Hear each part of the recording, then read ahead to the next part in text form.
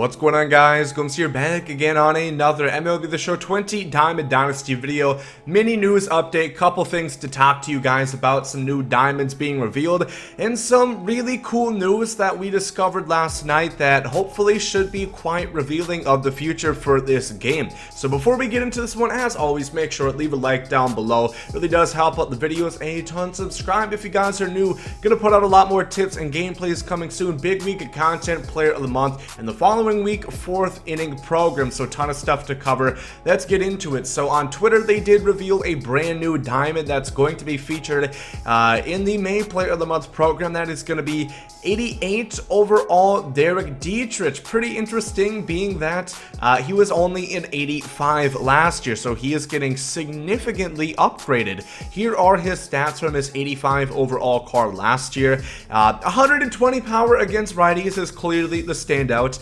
87-77 contact, nice and solid. Not great defense or speed, but he can play positions not well, but in theory, he could play them.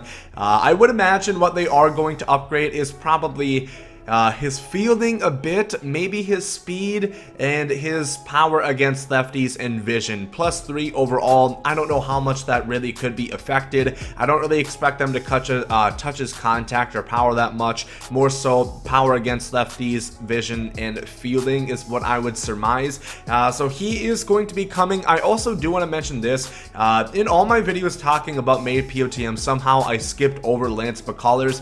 This card is from MLB The Show 17. It's another option, another possibility. Of course, we already have seen 2 or now 3 of them being revealed. We have Hector Neris. He is confirmed. He is going to be the 50 point guy, so the second diamond you're going to get in the program. And then the first one is going to be Brandon Crawford right here. So we know those are going to be expected. And then the ones that are also still possible, Ross Stripling right here is potential from MLB 18. Brandon Woodruff from last year, MLB 19.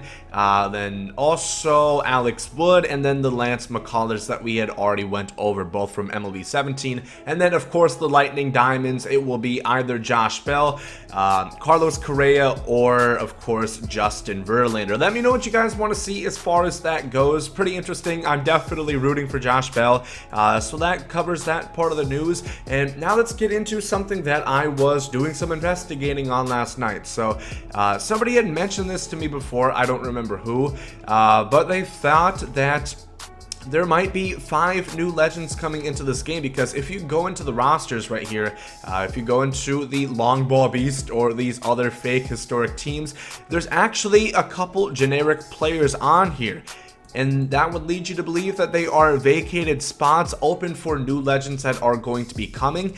And I do remember looking at here before, and since we saw new legends like Keith Folk come in, I think there have been a decreased amount. There's 5 cards right here, and if you want some more validity, if we are going to look back at MLB 18, for example, there aren't any spots left open, which is kind of interesting. And again, it might be a bit revealing that we could be seeing some brand new legends. Again, this is not confirmed. This is not scripture by any means. This is pure speculation, but I do think that there is a lot of promise in this. And remember, we saw a bunch of legends post-launch last year. If you think about obviously Honus Wagner being the big one.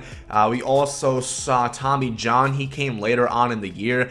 There was a good amount. I can't remember all of them, but I know we saw a quite substantial amount more legends than they first revealed in the initial live streams. And obviously, this is something to look forward to. Hopefully we are going to see those 5 new legends. And something I also do want to tack on with that is we also likely have another card collection in the game, because if you do look in the universal profile, there is something that would really make sense in being that it is locked over here. It's way down on the list, but it is the one right here, mint condition. The sun's glaring on my monitor. I can barely see it, but it obviously looks like if you get a card graded, or if you get it framed or whatever baseball card collection. Let me know who you guys would want this to be. I am very confident that this is actually going to come into fruition. I don't know about the Legends. I think there's a lot of promise and potential for that, but this I am very confident in.